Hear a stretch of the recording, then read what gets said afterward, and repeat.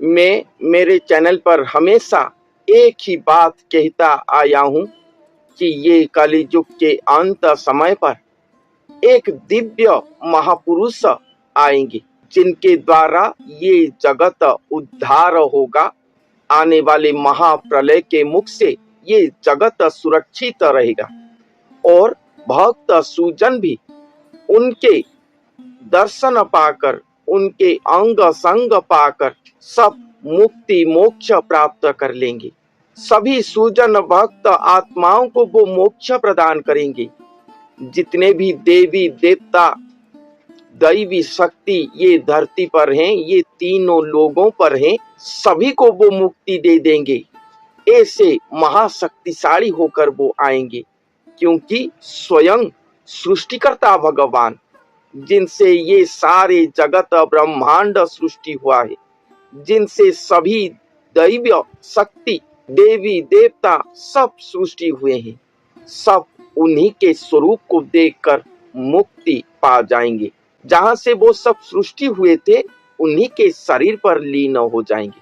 वो स्वयं भगवान सुजन भक्त आत्माओं के लिए अमृतमय है, तो दुष्ट दुर्जन म्लेच्छ आत्माओं के लिए वो हड़ाहड़ विष सम है। इसलिए ओडिशा की भविष्यवाणी ग्रंथों पर लिखा गया है कि अंतिम लीला समय पर प्रकृत बीज को कलेक्शन करेंगे स्वयं भगवान, और ये कलेक्शन एकमात्र गुरु ही कर सकते हैं। इसलिए वो गुरु अवतार लेकर आएंगे। वो दिव्य महापुरुष श्री गुरु स्वरूप कहलाएंगे धरती पर। हम सब जानते हैं, वेद शास्त्र पुराण पर वर्णित है कि भगवान ब्रह्म स्वरूपमय है और वो ये त्रिपुर के प्रति कण कण में व्याप्त है, सर्व स्थान पर वो उपस्थित है। मगर जब वो महापुरुष आएंगे तब वो महापुरुष खुद ही ब्रह्ममय हो जाएंगे, स्वयं ब्रह्म हो जाएंगे और ब्रह्म की तरह सर्वव्याप्त हो जाएंगे। इसलिए वो गुरु सचराचर पर व्याप्त होंगे। जो जहां पर उन्हें सच्चे मन से पुकारेगा वो तत्क्षणात उनके अंग संग पाएगा, उनके उपस्थिति को अनुभव करेगा। ऐसे व्याप्त होंगे वो महापुरुष। और जो भगवान ब्रह्ममय होकर सचराचर पर व्याप्त थे, वो दिव्य महापुरुष के अंदर छुप जाएंगे वो महापुरुष के अंदर।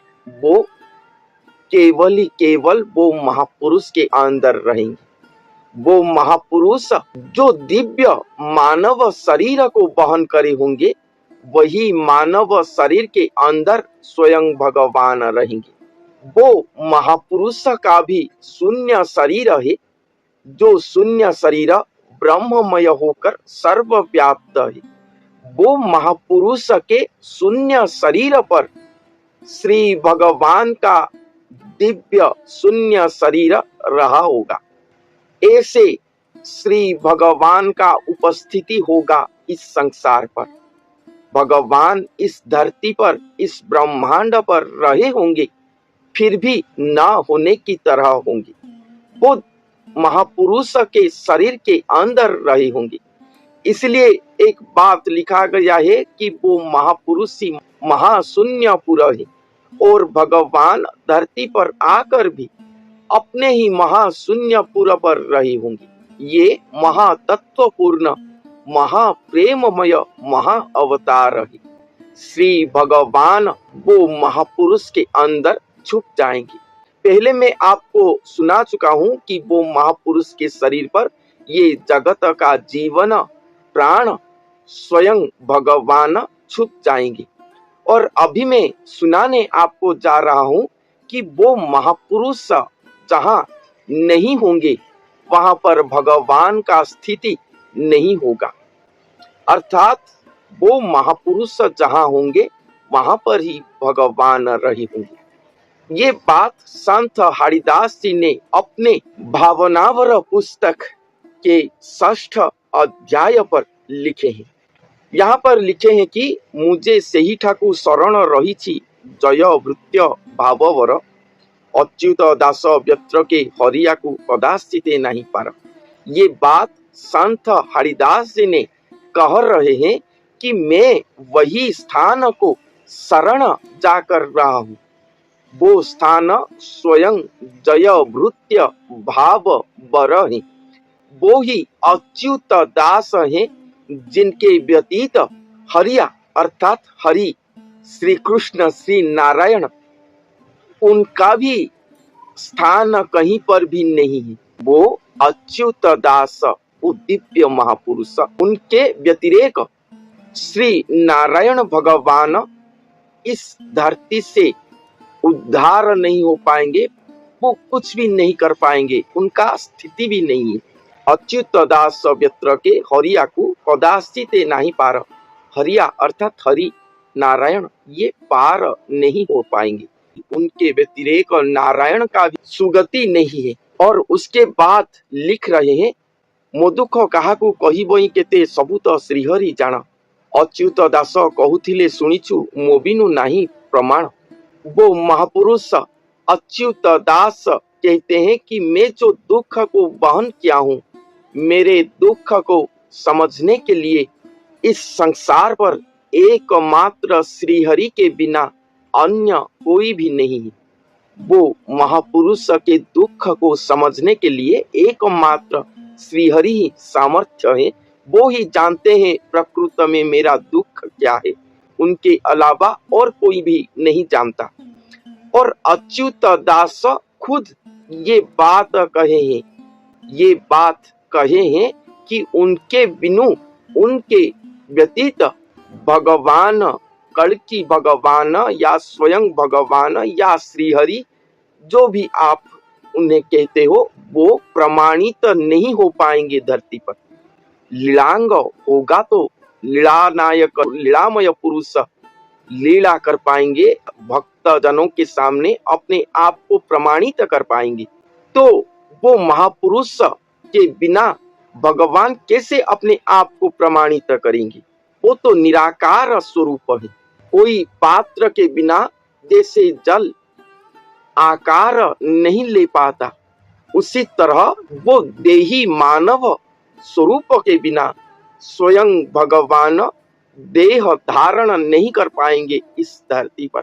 और वो देही मानव स्वयं अच्युत है, अच्युतानंद महापुरुष नहीं, अच्युत है। वो बार बार ये बात को समझें, वो अच्युत है और भगवान के पास दास रूप में रहे होंगे, इसीलिए वो अच्युत दास है।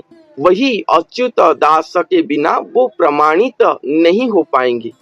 और कहते हैं अच्युत दास मुहि जही नाही ठाब काही नाही मो बिना काही रहिब। तेणु करी मते आगे करिथांती जेणे गले वासुदेव। वो अच्युत दास वो दिव्य महापुरुष कहते हैं कि मैं जहाँ पर नहीं हूँ वहां पर भगवान का स्थिति अब नहीं रहेगा, क्योंकि मैं ही खुद पात्र हूँ। पात्र नहीं है तो भगवान भी नहीं है। ऐसे महाप्रेम पर स्वयं भगवान वो महापुरुष के शरीर पर लीन गए हैं। इस तरह से लीन गए हैं कि जहां पर वो महापुरुष नहीं होंगे वहां पर भगवान भी नहीं होंगे। एक बिंदु भी उनका सत्ता नहीं रहेगा। जहां पर वो अच्युत दास नहीं है वहां पर भगवान का स्थिति भी नहीं है। उनके बिना अर्थात अच्युत दास के बिना श्री भगवान और कहीं पर भी रह नहीं पाएंगे। तेणु करी मते आगे करिथांती, इसीलिए ही स्वयं भगवान वो दिव्य महापुरुष अच्युत देही को आगे करके रखे हैं और खुद उनके साथ उनके पीछे रहे हैं, उनके पास सेवक सदृश रहे। गुरु को आगे किया गया है। जितने भी भक्त आएंगे सब उन्हीं को ही पूजा करेंगे, आराधना करेंगे। उन्हीं को पूजा करने से ही सभी भक्त जन मुक्ति मोक्ष प्राप्त कर लेंगे। वो अच्युत दास महापुरुष के शरण न जाकर अगर भगवान के साथ हम डायरेक्ट संपर्क रखने की कोशिश करेंगे तो भगवान कहे हैं कि मैं उसे बीच समुद्र को ले जाकर वहीं पर उसका सिर हस्त छेद कर दूंगा, ऐसा अवस्था उसका मैं कर दूंगा, भयंकर दंड विधान करेंगे। एकमात्र वो महापुरुष ही सभी के लिए शरण पदक है, जिनके चरण पर शरण जाने से ही, एकमात्र उन्हीं को भजन करने से ही, उन्हीं को ध्यान करने से ही सारे ब्रह्मांड के भक्त जन उद्धार होंगे। जो उनके शरण नहीं गया वो जम के हस्त ही मरेगा, ये सुनिश्चित अखंड सत्य होगा। स्थावर जंगम कीट पतंगादि चारि खानी बोली जहा, जही अच्युत आगुवाणी होइब तही थिबे चौबाहा। वही बात जो मैंने अभी समझाया आपको कि स्थावर जंगम कीट पतंग चार खानी, जहां पर अच्युत देवता रहे होंगे वहीं पर ही चौबाहा स्वयं भगवान रहेंगे।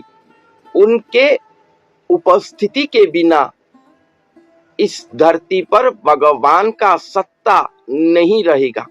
कहिले अच्युत आहे सुज्ञ संथ नीर क्षीर से मु दुई, चतुर्दश पुर अशेष संसार ता मो बिनु नाही केही।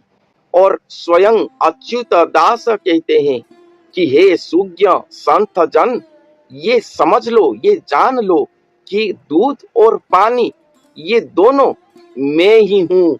अर्थात वो महापुरुष कहते हैं कि मैं ही वो महापुरुष हूँ और मैं ही स्वयं निराकार भगवान हूँ। मैं दोनों हूँ। भगवान को पाकर उनके साथ एक एकाकार एक स्वरूप होने के बाद मैं ही दोनों हूँ। और ये पूरे चतुर्दश पूरा ब्रह्मांड पर मेरे और भगवान के अलावा द्वितीय और कोई भी नहीं है। और हम दोनों तो महाप्रेम पर एक हो चुके हैं, एक हो चुके हैं। और वही एक स्वरूप होकर सारे ब्रह्मांड पर व्याप्त होकर रहे। तुम्भे या न जान नाना वृते भण, महिमा को गुण चिंती मोह महिमा तुम्भे सर्वे जे अट, भणिले दिन अच्युत। मगर आप सब ये बात को न जानकर केवल महिमा को सुनकर नाना प्रकार के बातों में महिमा को वर्णन कर रहे हो। अच्युति कहते हैं मेरे महिमा, मेरे सब कुछ वही महापुरुष ही है, उनके अलावा और कोई कुछ भी कुछ ही नहीं है। ऐसे वो दिव्य महापुरुष के व्यतीत और कोई भी इस संसार पर, ये तीनों ब्रह्मांड पर नहीं रहेंगे। एक ही ईश्वर, एक ही नाता, एक ही धागे पर ये ब्रह्मांड रहेगा। वो दिव्य महापुरुष और श्री भगवान का पूर्ण संपूर्ण महाप्रेममय एक एकाकार स्वरूप के साथ। तो ऐसे एक ही दिव्य महापुरुष धरती पर पदार्पण करेंगे, जिनके साथ ही श्री भगवान रहेंगे। जहां पर वो दिव्य श्री गुरु अच्युत दास नहीं है, वहां पर भगवान का स्थिति भी नहीं होगा। ये नया शास्त्र है। ये केवल वो दिव्य महापुरुष के महाप्रेम पर श्री भगवान इस धरती पर करेंगे। और जब तक ये धरती पर जीव सत्ता रहेगा तब तक धर्म का क्षय नहीं होगा। इसलिए ये युग अमर युग कहलाएगा। ना ये सत्य युग है, ना सत्य के क्षय के बाद त्रेता द्वापर आएगा। ये श्री सत्य युग है, श्री गुरु के द्वारा स्थापित अमर युग कहलाएगा। इसका क्षय नहीं होगा। ना ही ये अवतार के बाद अन्य कोई अवतार इस धरती पर आएंगे। ये धरती जब तक जीव सत्ता को धारण करते हुए रहेगा, इस धरती पर जो भी जीवात्मा रहेंगे वो सब श्री गुरु जाप करते होंगे। भगवान के लिए अपने हृदय को उज्जीवित करके रखे होंगे। ऐसे महायुग आ रहा है। तो आज के लिए इतना ही। धन्यवाद।